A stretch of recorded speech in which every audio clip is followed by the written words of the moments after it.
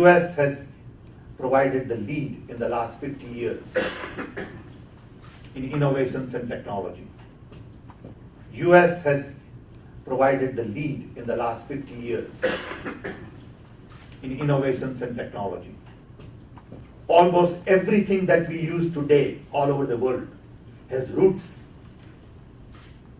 in US. Computers, software, laser, biotech, nanotech, genetics, you name it. But a lot of these ideas also came out of defense funding. And as a result,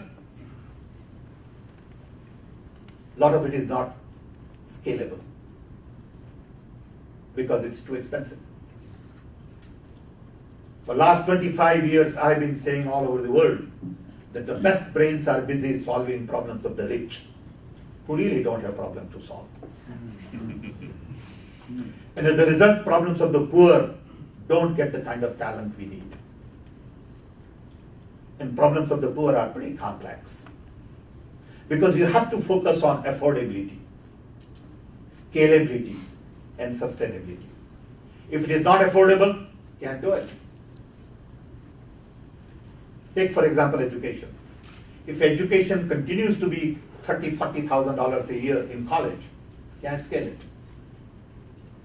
Then it remains elitist. Can we provide education for $2,000 a year? Same with health. And that is where we have a huge challenge in India. Having learned a great deal of stuff here, and having seen the benefits of technology, I have been now spending a lot of time in India. To complete the story, I spent first decade in 80s. Then I had a heart attack. I had a quadruple bypass, because some of us then slept 3 hours a day. It was like being on drug all the time, because we were building a nation. We were in Prime Minister's office 20 hours a day, doing this, doing that, and trying to change this and trying to change that. And we were young. So we abused our body, didn't realize implications of it. So I had a heart attack, and then I realized that I ran out of money. All the money I had, I had used it up.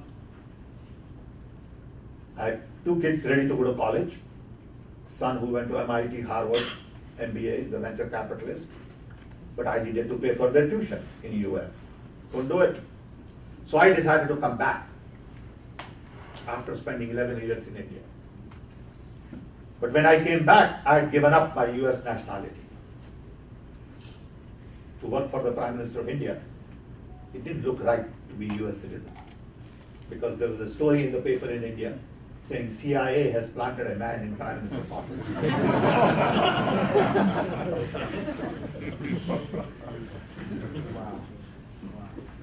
So I came back as a tourist, but you couldn't work as a tourist. So I started a business again, built a business, put my children through college.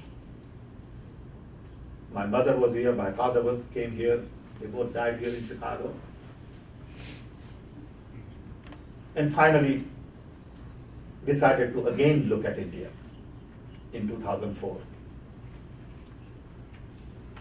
Then I realized that the next big challenge in India is going to be talent. We just don't have talent that we need for the 21st century. You have 1 billion people, you have 550 million young, but you can't hire the right kind of people. Don't have plumbers, don't have electricians, don't have scientists, no mathematicians, no enough doctors. So we decided to set up a national knowledge commission, which I headed with about 9 of my colleagues. And we spent 5 years looking at the institutions and infrastructure India would need in the 21st century. So we looked at 5 aspects of knowledge.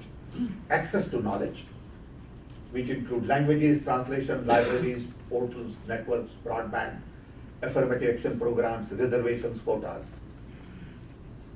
We looked at all education, school education, university education, vocational education, open courseware, distance learning, teachers training.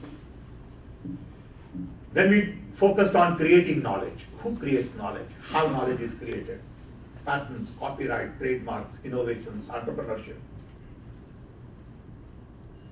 Then we looked at application of knowledge in government, health, education, small-scale industries, and agriculture.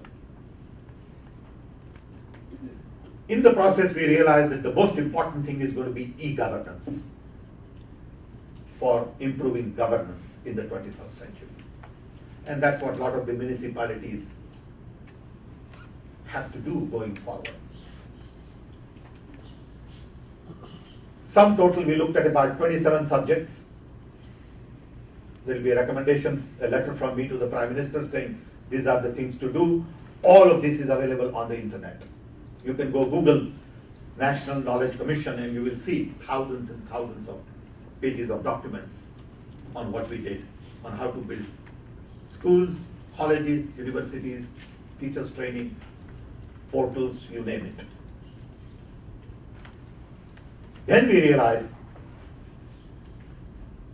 that the most important aspect of the 21st century is going to be public information infrastructure.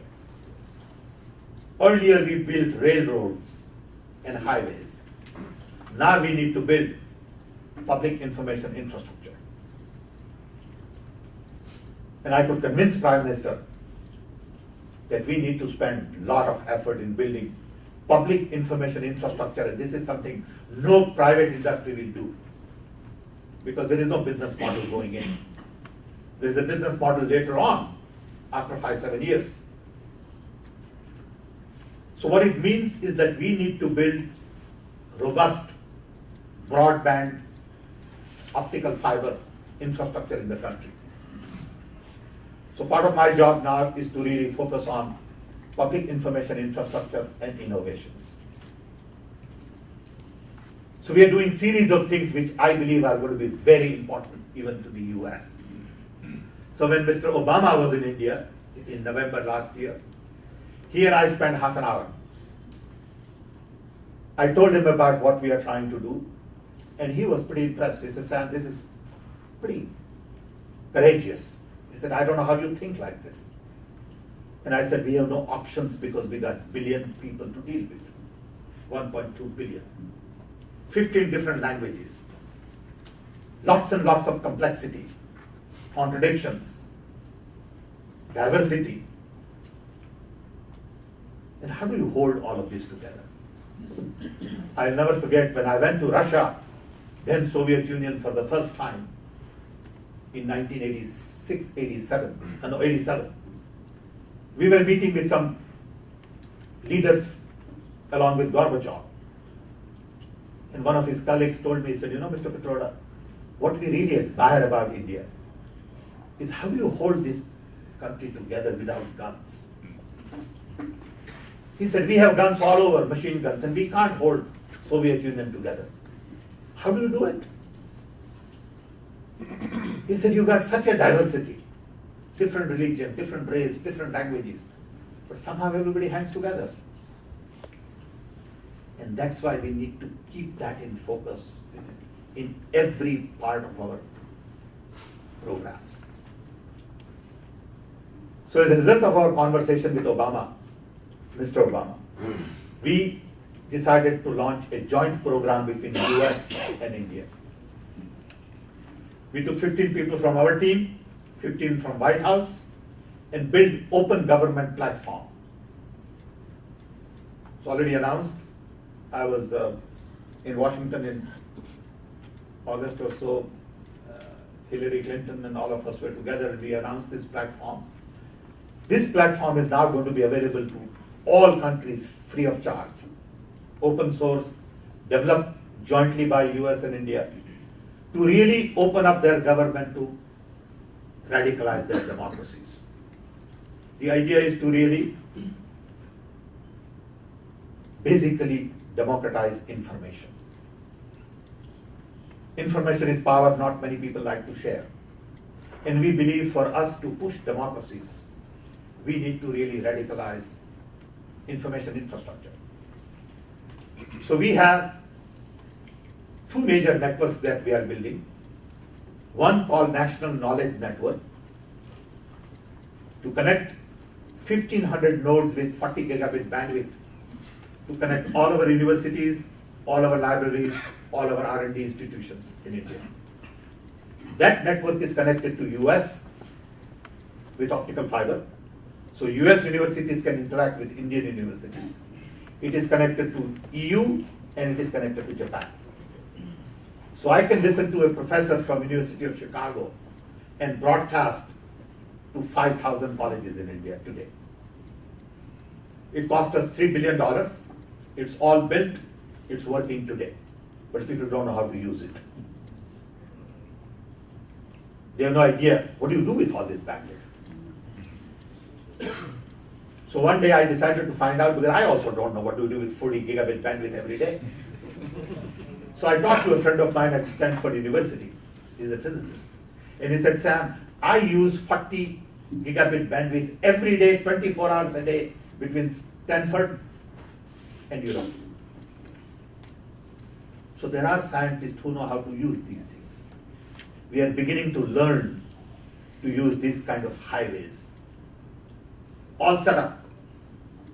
Second network we are building at the cost of $6 billion is to connect 250,000 local governments to optical fiber. It's already underway. It will be all built in next 18 months. We have mapped every little fiber in the country. We have 1 million kilometers of fiber, and we are adding 400,000 kilometers more for last mile connectivity. When that happens, every local government will have hundreds of megabits of bandwidth coming in.